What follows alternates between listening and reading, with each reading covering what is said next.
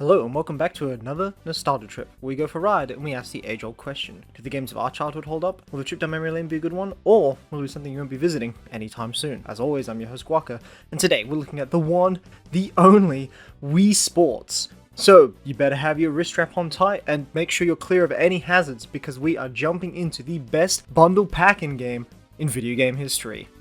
Let's go. You know what's crazy? The genuine state of accessibility in gaming. Most people growing up nowadays have access to hundreds of free games and lots of AAA games for dirt cheap, either through Game Pass or PlayStation Extra, among many other methods like the Steam sale. It made me reflect on my own childhood and how gaming was so different because, well, whatever game your parents got you, you had to play until it wore out, or you got to another birthday, or managed to save up some money from doing chores to get something else.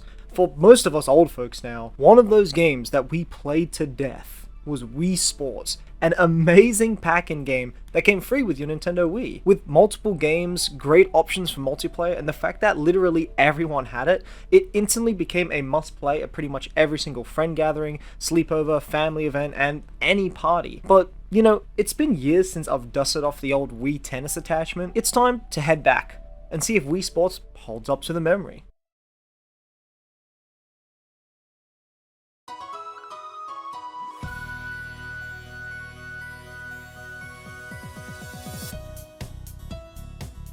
And that music is just so nostalgic. For all you young folks out there, this wasn't always just YouTube background music, okay? We've got 5 options here: tennis, baseball, bowling, golf, and boxing.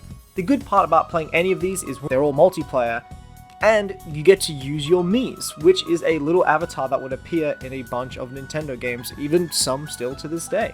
Let's start with the classic, tennis. Tennis is, well, do you really need me to explain tennis? You play in duos and have to swing back and forth until you score a certain amount of points. Now, something I always loved about tennis on the Switch is that you can actually play duos with yourself, which is really funny, but I wanted to play the classic mode with an AI by my side. Something that still impresses me about Wiimote Tennis is that the swings of your Wii Remote can actually be somewhat accurate. For example, you can swing upwards for a high ball, or try and swing the opposite side that the ball's coming to try and fake out your opponent and go straight. Really, tennis shines mainly in its multiplayer and its basic execution, like swinging the Wii Remote up and hopefully your wrist strap is still on so it doesn't actually leave your hand, and coming back down to smack a spike on the opponent is just really satisfying and is one of the highlights of Wiimote Tennis. It shines in multiplayer because, well, kind of playing this alone is not as good, but the general mechanics and the look of the game is still pretty nice and standard. I also appreciated the slow-mo replays as well. You could never really go wrong with that, can you? The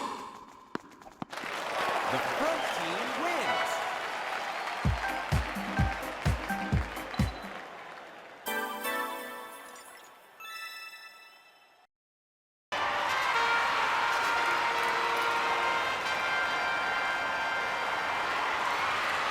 Play ball.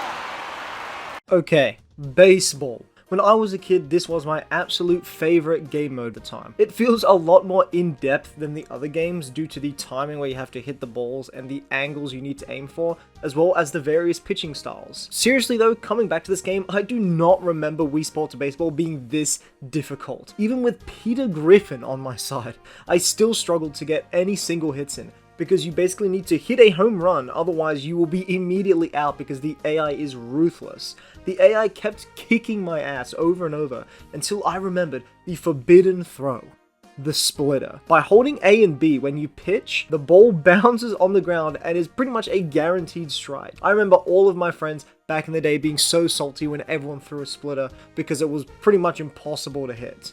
So, as long as you follow the splitter technique and you can get a single run in, you can guarantee yourself some victory. All in all, good fun, very funny to see your Miis swing those bats. And speaking of splitting, Wii Bowling is probably the game that the majority of people who played Wii Sports have the best memories of. And there's a reason why. It's a really fun bowling simulator. It was the easiest to explain to anyone, requires barely any skill, and once you get that beautiful golden bowling ball, you really feel a great sense of achievement.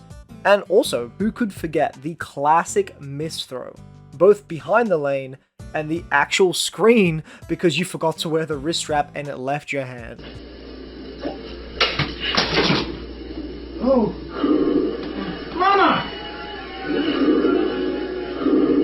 Oh gosh! I will say, playing Wii bowling by yourself can still be pretty damn fun, you know, just trying to whittle your score down and just enjoying the atmosphere of a simple bowling alley, and hey, it's a hell of a lot cheaper than going to a real one, and the best part is, you don't have to wear freaking bowling shoes. It's satisfying to get strikes, you never feel like the motion controls are fighting against you, just a solid bowling game.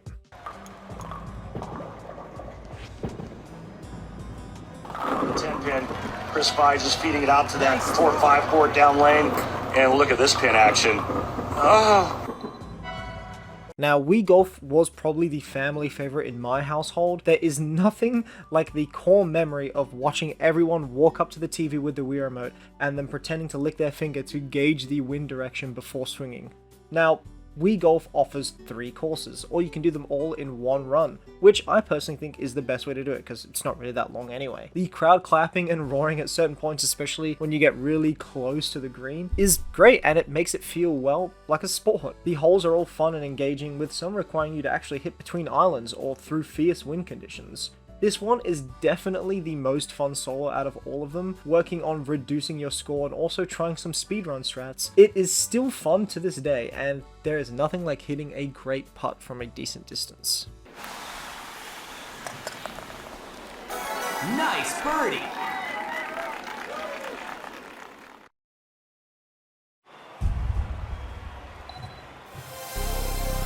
Round 1. Fight! Wii Boxing was always the #1 way to settle an argument. This game mode cemented the legacy of Matt as well, the strongest Mii warrior in the universe.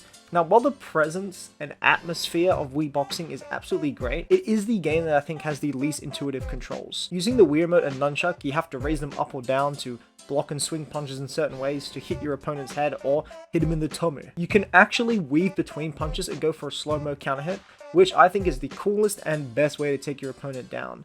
You can also left and right hook, but I never quite figured out how to do it properly. But honestly, the main hype from boxing doesn't even come from the fighting or punching the opponent. It's literally when they're already knocked down and you have to wait to see if they get up before the timer reaches 10. Everyone I know had their own method on how to try and get up earlier. Some people button mashed. I personally shook the ever-loving shit out of my controllers to try and stand up faster. Now, I'm not sure if any of these theories had any ground to it, but it made the fight so much more intense and it was really, really funny to watch. Despite these slightly clunky punches and the controls not being the best, being able to wail on a Mii that looks like one of your friends or a beloved character is just hilarious.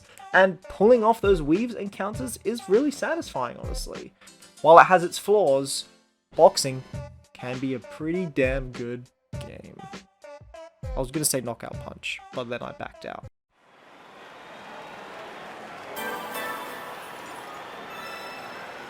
Wii Sports to this day remains one of the greatest pack-in games. Not only do you get a group of awesome mini-games with great replayability, it shows off the potential of the Wii to consumers and even other developers. There is also a little training section, by the way, which you can get your Wii fitness rating and the game guesses how old you are, and the game thought I was 60 years old, so I immediately stopped playing those. Nevertheless, Wii Sports still holds up to the memory of being awesome, and I'm happy to say so. Now, if you don't already own Wii Sports, you can find it literally anywhere. Facebook Marketplace, eBay listings, the bargain bin, every single retro store in the world will guaranteed have at least like 10 to 20 copies, and you can pick up a Wii for dirt cheap as well. They're like $10 for the game and probably like 50 to 60 bucks for a Wii. Incredibly cheap and so worth it. You will not have trouble finding either of these, and you will not regret dusting off your Wii and a couple controllers for a nostalgia night of bowling and boxing. I hope you all enjoyed this trip down memory lane. And if you want to ride shotgun with me again, hit that subscribe and tell me what we should drive to next. I've been your host Squawker, and before I go, I gotta remind you to keep shredding. See ya!